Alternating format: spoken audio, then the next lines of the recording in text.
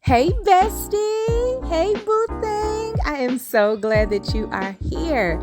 Okay, I'm coming begging. Okay, I'm coming begging because a friend in need is a friend indeed, right? Okay, so if you have not already taken care of these little tiny housekeeping things, I would love for you to do that now.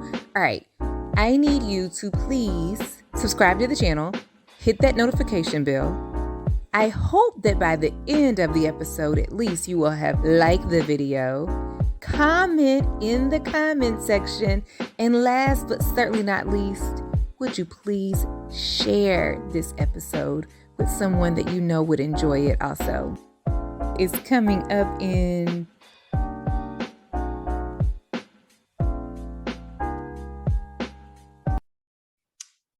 Hey guys, and welcome to another edition of the Life Unscripted podcast. I'm sorry, y'all, I'm looking all crazy with my bangs here.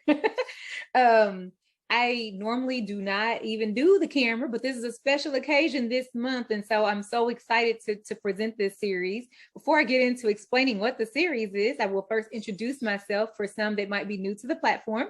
I'm your girl. I'm your new business and balance and podcasting bestie. I'm Tiff. And I am the proud owner of Organized Energy Coaching and Consulting. And so what I do is I help people tell their story through helping them to launch their own podcast and get their books published. So that's that. But this month, usually my content is evergreen. So usually you can listen to it at any time. There's not going to be any date there. It would apply whenever. In this case, I will date it a little bit and say that we are recording this in the month of February as we honor Black History Month. And so that's the main and only reason why I'm even in front of this camera, because usually all my things are audio. But what I wanted to do this year, and if you've been following this series, then you will have heard me say this before, but for those who have not, I will say this. I wanted to do something different this year that was going to help me see Black History Month a little differently. What I mean by that is that coming up, I would be introduced to Black History Month and be reminded of our history and heritage as it pertains to inhumane treatment. So, you know, when I was coming up, we were reminded, we saw things like Roots. We saw the stories of Ruby Bridges, of Martin Luther King, of Rosa Parks, Jim Crow days, the March on Washington, and so on and so forth. And it was always torment or something, you know, sad. You know, we might see Sounder, but it just wasn't ever anything where we were shown to be anything great. It was just a reminder of how somebody had their foot on our neck. And we were to celebrate this all month long in the shortest month of the year. And in my mind as a child, I just couldn't get excited about it because it just seemed almost traumatic. It was traumatic. And it just seemed, it was just sad. And so I honor the month because it's my heritage. I'm, of course, a person of color. But by the same token, I was like, well, what is, and those instances, you know, they have great meaning to us as a culture and as a nation. Absolutely. So not to discount the weight and the importance of those instances and those eras for sure. However, there are some good things that are going on too. And this year I wanted to be intentional as a brand. I said, well, what is my brand doing to highlight Black history in the making? And so I thought, you know what I'm going to do? I'm going to be intentional. I'm going to reach out to some folk in my LinkedIn Rolodex, and I'm going to see who's doing something good in the hood. And I wanted to invite them to join me in conversation so that we can spotlight, highlight, feature them. And so with that being said, we have none other than Mr. Merald Holloway. And he's been someone that I was introduced to during my journey. I relocated for the first time about 3 years ago.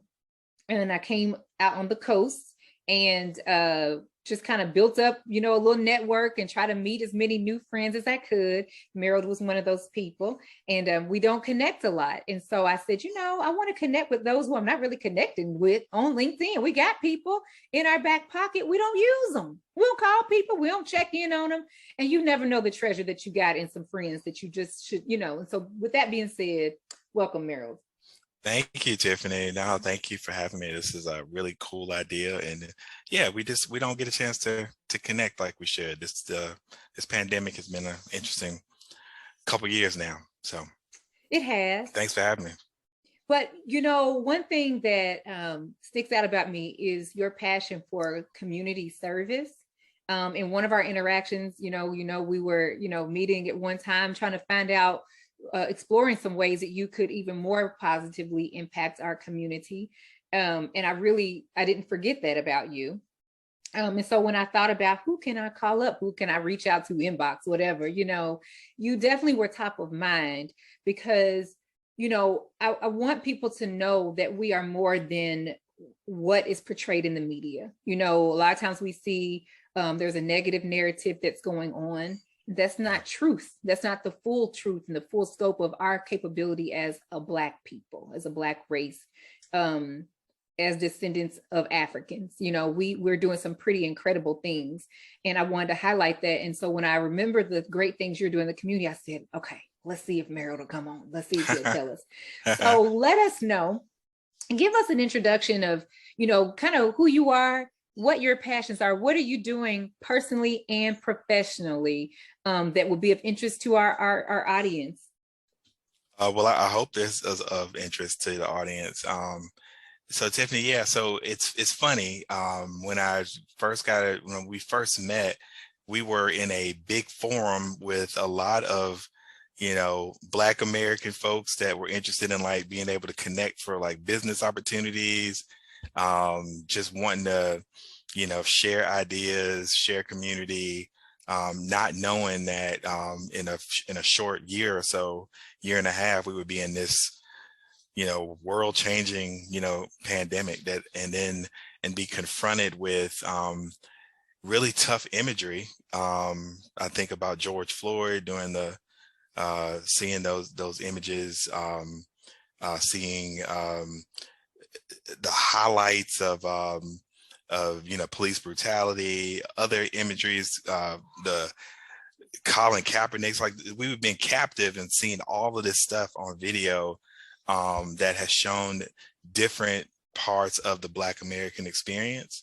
And I have been on an evolution and growth from wanting to have organizations be thoughtful about how they participate with business and entrepreneurs like us that share this affinity of this proud connection to descendants of enslaved people.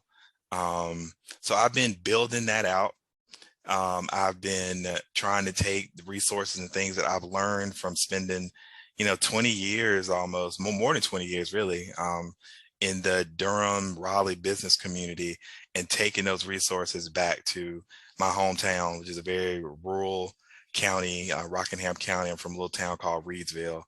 And I had no idea, the 20, 24, 25-year-old me had no idea that I would be intentional in wanting to connect resources and people and ideas from, different places back home. I left home with no intention to come back. So I've just been exploring and building that out. I'm an economic developer. I'm a social justice champion, worked for a big, large nonprofit. Felt like I wanted to figure out ways to try to not solve something, but like concentrate on one particular area instead of a bunch, and create wealth, protect wealth. And by doing that, people should be healthier. So whole lot of things under that. I think that's obviously an incredible and a very noble journey that you're on. You said that you left home with no intent on going back. Never. So what changed the trajectory of what it is that you ended up doing that caused you to give back, back to your hometown and all that? What got you started, or what inspired you to kind of get on this leg of your journey? Yeah, I think it was, I left college. I left the rural community I'm from to go to college here in the area. So I went to UNC Chapel Hill. And my whole vision for going to school was not to get an education. It was to get a job. It was to find a way to create wealth for myself. And it was solely just focused on me. Like, my parents kind of drilled that into me and were like, you're going to college, you're getting out of here. And there were opportunities that we didn't have. We want you to have them. But it was just singularly focused. And so I spent, 10 years, like singularly focused, worked in the corporate sector, made some pretty decent money. But I just wasn't happy. And I didn't feel like the work I was doing was, it wasn't bigger than me, and it wasn't helping anybody but myself and my immediate family, like just like my circle. And I was like, there has to be something more than this. And there are people who look like me in my hometown that may or may not get opportunities to do X, Y, and Z. And there are people in my hometown that college doesn't make the most sense for them as their plan to be successful and however they want to define it. I think we define success by the stuff that we have or the title we have or the corner office. And I just got to a point where, like, no, success for me is feeling like my life has had some texture, because I didn't think it did at that point. And so I spent almost a year, Tiffany, not working. I was blessed to be in a position where I didn't have to work. And I ended up falling in love with this big nonprofit in Durham that was doing some really awesome stuff with economic opportunities for people of color, supporting women-owned businesses, co-ops, like this whole idea of just like, what can we do what could the organization do to find traditional and non-traditional ways to fund people's dreams? And that spoke to me. And the more that I got involved in that work, and I spent time in rural communities that looked a lot like the one I was from, I was like, I should go back to my rural community and try to take some of the things I've learned from this experience, from this large nonprofit, and build out something that will benefit the people where I'm from. And then it just grew into all the things that I do to stay connected and living. I live in Raleigh, and I live in Raleigh, have been in Durham or Raleigh, for the last 25 years. I'm not leaving. Like, this is my home.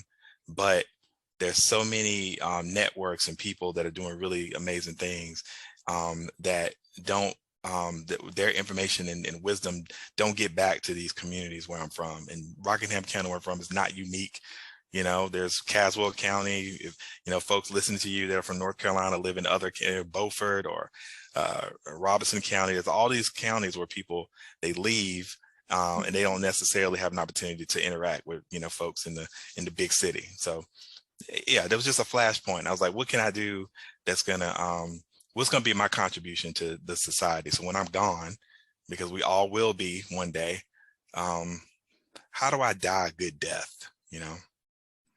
I love that. It's and I hope that as our friends are listening or viewing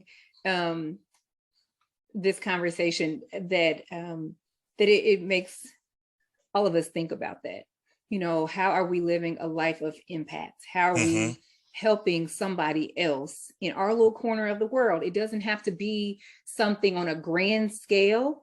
It can be for just another human life. And to them, it is grand, because it made all the difference in, whether they thrive and survive or not, all from the gift that you have to share, whether or not you give it or share it or not, And so it's very important. I think, like you said, I think some people do have a different view of what success is or what it looks like.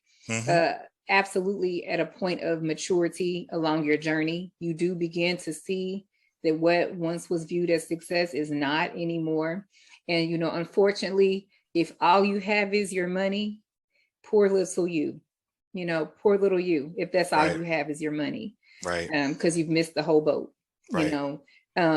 Beyond what you do for others, what do you do for you? I ask that because with the numbers that we've seen regarding the mental health of our Black men, Yeah. Sometimes, I mean, those numbers have been very daunting as far as the instances and occurrences of, anxiety, depression, Yep. and other things I'd rather not, Yep. even speak, Mm-hmm. Mm-hmm. and just the less likelihood of some of our Black men seeking out professional help, and just kind of a negative stigma that they have attached to having professional help, a therapy. What are your thoughts on that? And what do you do to kind of make sure that Merald is okay, so that if you're okay, you can show up at your best for somebody else? Yeah, no, that's a really good question, definitely. And I know there are probably some things that I still align to that are uh, potentially toxic. I mean, I think for a long time, I thought it was a sign of weakness to admit that, you're overwhelmed or you're having like some type of behavioral health challenge, or to just set aside something for yourself that you like. I thought it was a sign of weakness. I, um, I do a lot of things. Like I try to have quiet time, like intentionally be quiet, and think. I am trying to be better about journaling. I think when I first got a chance to interact with you, I had just started doing some work with a friend of mine. His name's Felipe, and he got me involved in a purchasing co-op. And one of the things that he encouraged me to do was like take a day to journal and just write down, like, and like there's a professional, benefit to it as well. Cause like you can, kind of look at your day and say, okay, I wish I had done this better, or like, what are my goals and all that stuff. But like, sometimes that journaling would like help me sort out things that I hadn't said out loud about, anxiety or fears or what I want to get done. And so journaling, I do that. Um, I tore my rotator cuff in 2020, in this pandemic. So, that word texture again is like, it really resonated with me because our days don't have a ton of it. Like there's not much difference between Monday and Saturday. You know what I mean? And they used to be, and that's weird. Sundays still feel like Sundays, but Monday through Saturday, I don't know. Because a lot of us, if you're privileged to be able to be at home a lot, but I tore my rotator cuff in the maybe June of 2020, and I didn't want to get surgery, so I got physical therapy. And then after the physical therapy strengthened the muscles to allow the tear. I still have the tear. The tear is still there, but I built up the muscles around here, so I'm compensating for where the tear would be pain would hurt. And if anybody has ever torn their rotator cuff, it is the most painful. I, but the reason I'm talking about that, my therapist encouraged me to continue to do like stretches and get massages, that was another thing. Toxic male ego. Oh, that's for girls, or that's not a very manly thing to get massages. I have been doing that for like 16 months now. It's the best decision I ever made. Like, monthly I get, I have the exercise that I have to continue to do to keep this strong, but like, it is a mental health, I spend 90 minutes, the targeted areas that I have, my back or my leg or whatever, but it's also another time I can just relax and shut out the world. And it's just good for my behavioral health. So I do that. I try to, read a little bit. But I'm being really intentional about having quiet time, doing like those things that just make me happy. Not getting so stressed about all the stuff that has to get done, because there's a lot of stuff that gets done, a lot of needs. But a friend of mine told me a long time ago that the work that, and my work is, still in the nonprofit space in addition to some of the economic development, but our role, if you're doing this type of work, to be healthy for the people that you want to help gain more health and strength, is we're just supposed to be pushing this really large rock up a really steep hill. And we are only meant to be pushing it a few centimeters or a few inches at a time. Because if you get the mentality that you alone are responsible for getting this big boulder of whatever ism over the hill to solution, you'll never be healthy.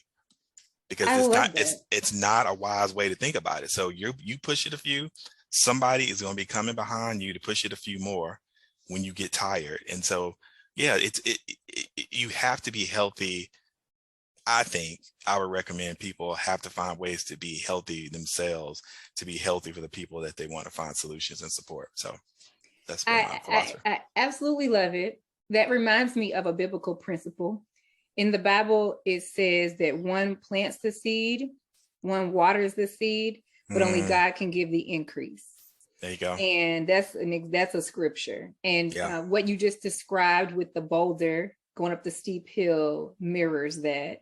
And we absolutely have to know that whether we're the ones that planted the seed, that's our job, and we planted the seed, you know. If we are the one that comes behind that and we're the ones that's just doing a little bit of the watering. But as you said, we're not meant or built to do it all. You know, it's not our job to do it all. And I think what happens is you do the person who was meant to do the other pieces of that process, you do them a disservice. 100%. Try to take over and do it all. Because first of all, you're operating out of alignment with your assignment. And you're not allowing them the opportunity to work within what they were gifted to do, you know. That's right. And so then what you did a disservice to yourself and to the one that was supposed to do it, and possibly to the seed, because maybe you really don't do the best kind of watering. Maybe you're just good at planting the seed, you know, and you would do more harm to the seed to try to do all the water. You might be one guilty of overwatering or not watering enough, you know. Do your part. Just do your part. That's all, you know. So I love when you mentioned the journaling. It is, I mean, when you do begin journaling, I don't know that you're able to go through a day without journaling anymore. It becomes something that you heavily, beyond prayer, you know, in addition to prayer, journaling is essential. I started journaling. So my mind, I feel like I have adult ADHD or ADD, whichever one, like, you know. Me too. Yeah. And so focus and attention span ain't like the biggest thing, you know. I'm real. So that being said, the idea of reading too long or reading a lot or writing a lot or thinking too long on something is kind of like, whoo, I don't think I could focus. So when I started journaling, it wasn't with the intent of writing complete sentences, writing paragraphs, writing a whole narrative. Literally, when I started my journaling, and matter of fact, literally before we got on this call, I mean, I actually was doing that now. My key to journaling, or the way that I journal, is I pull things out of my head, like meaning that, you know, I have so much balled up sometimes, you know, you're just in a way, you feel a way and you can't even figure out, why do I feel this way? Or you got so much going on and it's just like, oh my God. So the way that I journal, or the way I approach it, is I'm just kind of pulling things out. I'm like, what in the world got you feeling like this? Okay, so one, I know that I'm thinking about blah, blah, blah. Okay. And I know, number two, I know that such and such is on my mind, this thing. Okay, I know I'm facing this. And I just start to I just list the things that I'm working with, dealing with, facing, you know, tripping about, whatever. Yeah. And then next to those items, I say, okay, so what you gonna do about it, sis? You know, okay, so yeah, this is the thing, and it feels like this big thing in your head. But when you look at it on paper, sometimes it's not as big as what it felt like in your head. You look at it on paper and you're like, you upset about it. The logical thing to do with this is to call up so-and-so, or apply for that, or just send the email and fix it. Or, you know, it's like, you can look at it when it's on paper, and there are logical things that you can do about the thing. And once you did your part and you prayed and asked God to do what he's going to do, that thing can go about its business, you know? Yep.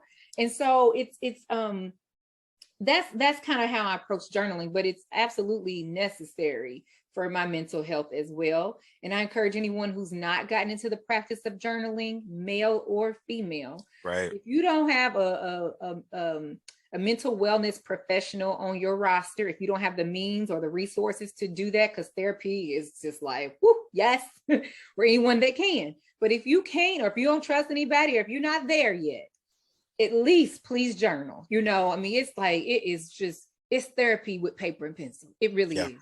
Yeah. Yeah. You And you're more mentioned, honest. You're more honest with it because like I think a lot of people journal in the with social media. And I don't know if that's always an honest depiction, right? Because like you're letting everybody in. You're gonna be more honest with yourself to other people because in social media, you're most of the time you're projecting out all the positive things that are I was gonna happening, say, everything you're that's only going gonna right. tell the parts that you want them to know. And Right. that's all, and that's not so okay. There are people who only give the highlight reel.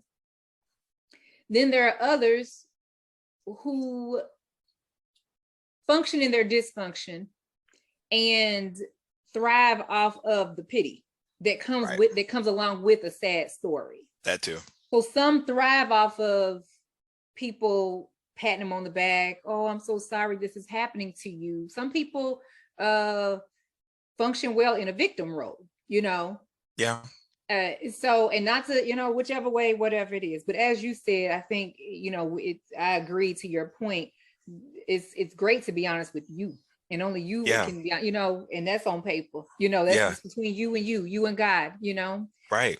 You mentioned reading that that you like to read. What is on your reading list? And is there anything you'd like to recommend to anyone that may be listening or watching? Yeah, there is a book called Leadership on the Line that I read recently, and it talks a little bit about the different styles of leadership. There, you know, there's these traditional leaders. Like I think we grow up with like a traditional sense of a leader, somebody who's in the front of the room. But a lot of leaders lead by example, or they just kind of lead by how they live their lives, or they lead by being quiet. I've been tried, I've really would recommend that book, Leadership on the Line. And then there's a book called So You Want to Talk About Race. Um, and that was, and I cannot remember, I wish I could remember her name. It's a doctor, mm, it'll come to me. I'll have to share with you so you can let your people know. But it's called So You Want to Talk About Race. If you type it in, it's Doctor. I can't remember the name, but it's a name I don't want to butcher. And that was a really interesting. That's been a really interesting book that I've read recently. That um, it came. There was something that really crystallized with me when talking about. You know how one of the most frustrating things in corporate spaces or nonprofit spaces or spaces where you don't have full control is when you feel like there is something that has happened and you feel like there is a racial component or or it could be it could be gender or sexual identity. You feel as a person who was marginalized that a decision was made or something happened, you know, and it wasn't based on merit. It was just based off of people's lived experience and their power dynamics. And the book crystallized this concept of it doesn't matter if you can prove it or not. You don't have to prove it. If someone feels like there was something that happened and race was a part of it or gender discrimination was a part of it, then it is. It automatically is. There's no extra work, no research that you need to do. So as somebody who is entrusted with the care of people, so if you are, you know, an HR person or you run a company and somebody has raised an issue and says, I feel like, you know, race played a part in it. We don't have to put people on trial or gaslight them. It is about that. Now, how you handle it is going to be different, especially if there's going to be some punishment or something that comes towards somebody. But it is about the thing that person, if that person feels like it's part of it, there's something in your environment, in your office culture that makes people feel that way. And you need to figure out what that is. So I really love the way that she talks about. So she has all these different strategies about how to navigate in spaces where people only come with the perspective of their own personal lived experience. And I think by default, all of us, you know, I can't speak for everyone, but I have had the experience that a lot of people that I come into contact, and even myself, you put your lived experience as the standard. You know, well, most people I'm around that doesn't happen to them, or I don't feel this way, or I don't know anybody that's suffered through that. And you have to check yourself to ask yourself, why is my lived experience more important than this other person's? You know, so it's a really cool book. You know, you said that, and I don't want to belabor the hour, but it made me think about something else. Not only the downplay of someone else's lived experience, but also I have experienced um, looking like I would feel being spoken to or praised as though I'm different than what the stereotype has been made to be in their mind. You know, they have this one narrative, this one stereotype, and they think that because we're African American that we're going to be away, speak away, have a disability in a way, you know, can't. And so one of the biggest insults that I have received is what many would think is a compliment. You are so well spoken. Mm-hmm. You speak so well. Yeah. You know, we don't even have the time to go there, but you know, how was I supposed to speak?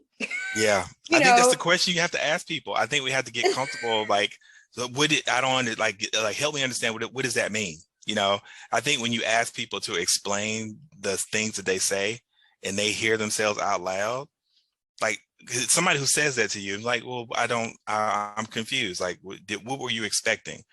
I guarantee 9 times out of 10, that person will be like, what? And then it might not happen with you, but the next person that looks like you, I'm not going to say that. It's almost like asking a heavy-set woman, how many months are you? You Yes. know, and she's not even carrying a baby.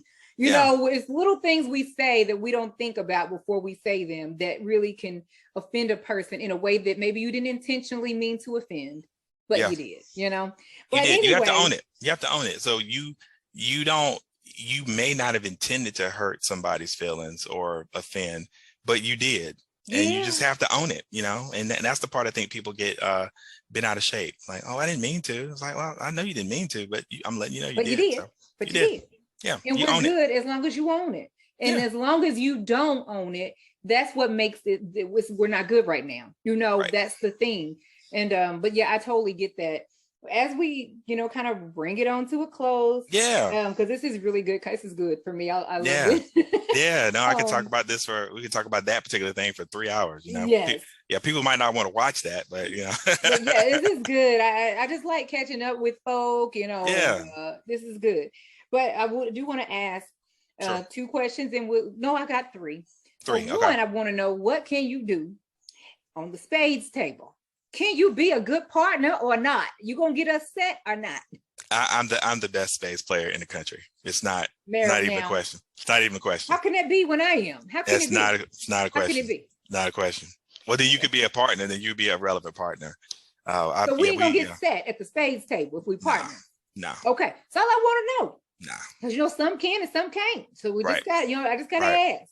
And then I want to know, what is on your playlist? Do you listen to certain, what's on your music playlist? And if you're not into music, because everybody's not into music, maybe some are listening to podcasts or listening to audiobooks, sounds of nature, so I can't really necessarily assume that it's going to be music that's on your playlist. But what are you listening to that somebody else might want to be like, let me try that, Yeah, I'll pick 2 things. There are 2 things I listen to, or maybe 3.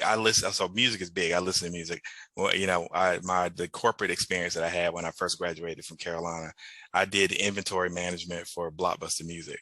So I was essentially a buyer. So it was that. Yeah. So like, I'm big into music. It's controversial, but I am the biggest Kanye West fan. Just him as an artist. I mean, I definitely think there's some behavioral health issues that he needs some prayer and some help with, but I just think he's such a musical genius. And I still, this Donda album that he dedicated to his mother is in my playlist. I just think that he's a genius. Musically as well, I listen to, there's an artist who she is, I guess she's from Great Britain, Ella May. I really like her music. I like her stuff. So those are probably the 2. A new workout I just saw the other day. Yeah, no, she's amazing. She's amazing. So Kanye West, Ella May, and then I listen to a bunch of podcasts, but the one that I think is the one that gives me the most joy is a guy named Bomani Jones. He is he's probably one of the smartest people I've ever heard, but he concentrates on sports and stuff. So he used to kind of be a art and music critic, but he's got ties to this area. He went to grad school at Keenan Flagler at UNC Chapel Hill. He used to host a sports talk radio show. in Raleigh. And he has a show on HBO, and he works for ESPN. But he is probably the most gifted, or the person I respect the most when talking about matters of race and discrimination. He has an unbelievable perspective and a way with words, and breaking down concepts that I enjoy. So he has a podcast called The Right Time with Bomani Jones. I guarantee you'll laugh, you'll cry, you'll hear something, a concept that you never thought about. Even if you're not into sports, I think it would be enjoyable, because what he does is he humanizes, or kind of puts a concept that's going on in sports into like something that you can relate. And he's just unbelievable, Bomani Jones. So okay. Yep. And the very last question I have for you is, what is a thought, a quote, a words of wisdom that you would leave us with, that we can kind of ponder on and kind of meditate on that for a little bit, chew on it for a little bit? Oh, wow. What would be, I don't know. That is a really good one. I guess, Stokely Carmichael, if you're familiar with him, during the civil rights era, he walked alongside Dr. King, and he said something that really resonates with me about integration and the civil rights movement. And he said, I'm going to mess up the quote, but he said civil rights and the work that Dr. King was doing along with other people was not trying to have Black Americans be integrated in society. It was a proclamation to folks in power that you cannot restrict my movement. And I think that was an awesome way to kind of describe what the whole civil rights era was about. Integration, yes, I mean, it was helpful for folks to be able to have access to spaces that they didn't have access, but it really was, you can't restrict my movement. And like, there shouldn't be policies that restrict my movement in any way. And I think that way, it's a healthier way to look at it. It's not necessarily talking about being separate and like having our own stuff, or being angry with white folks or Black folks coming into power. It was like, our country should protect us all. And you should not have arbitrary rules and regulations that restrict my movement in any shape or fashion. So I love that. Yeah. I love that. I want to thank you for agreeing to come and chat with us. Of course. This has just been wonderful. This is something that's been eye-opening for me, going through this process of chatting with so many trailblazers like yourself. I'm very camera shy, so I hide behind the microphone a lot. Oh no, you shouldn't be. I mean, I don't go live. I don't do anything. I don't get in front of, I don't do any of that. I don't even post selfies for real. I might every once in a while. I'm just not that kind of person. Okay. But this has really inspired me to want to continue to spark meaningful conversations and continue the dialogue with so many people that, like I said, and again, for you guys, you might have heard me say this in previous episodes during this series. If you've been following, I'll say it for those who are just tuning in for this particular one. My word of advice, or my tip for today, is to be intentional about connecting with those that you are already connected with, but not really connected to. And what I mean is, you don't know the treasures that you have within your network. We're not really tapping into our network. We're not intentionally nurturing our network. A lot of times when you reach out to people, you try and sell something. And that's not really what a community is for. You give a little, you take a little, you drop a gem, you pick one up. So the only way you know who you're working with and the wonderful stories they could share with you and experiences they can share is if you take the time to listen to people. And so I would ask that you who's listening or watching would just be intentional. Just select one person a week. Just pick one person a week and just inbox them, DM them, and ask them if they will be interested in a virtual coffee or a Monday margarita, whatever it is that suits your boat.